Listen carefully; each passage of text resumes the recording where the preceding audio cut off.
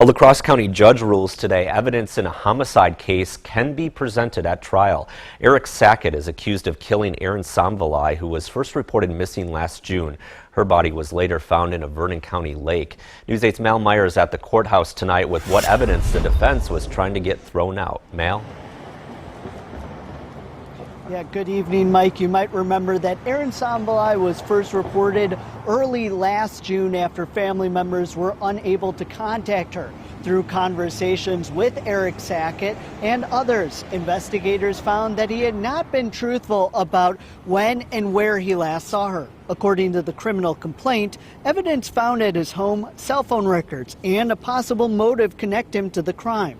There were a number of motions to suppress some of the evidence in court, including a search and dental records, which were withdrawn. But attorneys presented arguments about a conversation recorded on a body camera between Sackett and officers when Samvalai was still considered missing. The defense argued that where the conversation happened at his home, a no trespassing sign, and being told to stop means the video should be suppressed. I don't think there was anything unclear whatsoever about the conversation here that Mr. Sackett said he was done talking. He has that right whether or not it's custodial, and once he's invoked that right, the conversation is supposed to end. The prosecution argued this was a normal conversation and was not a criminal matter, so Sackett did not need to have his rights read to him. And it was not entirely clear what Sackett was referring to when he said the conversation was done.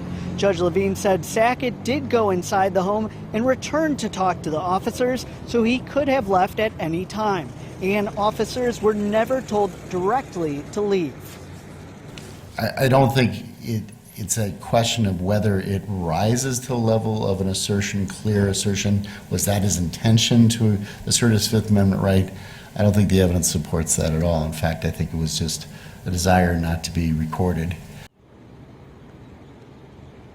And with that, the judge did not grant the motion to suppress the conversation, which was recorded on the body cameras, meaning that this could be presented in court. Mike? Thanks a lot, Mal. And Sackett's next hearing is scheduled for later next month.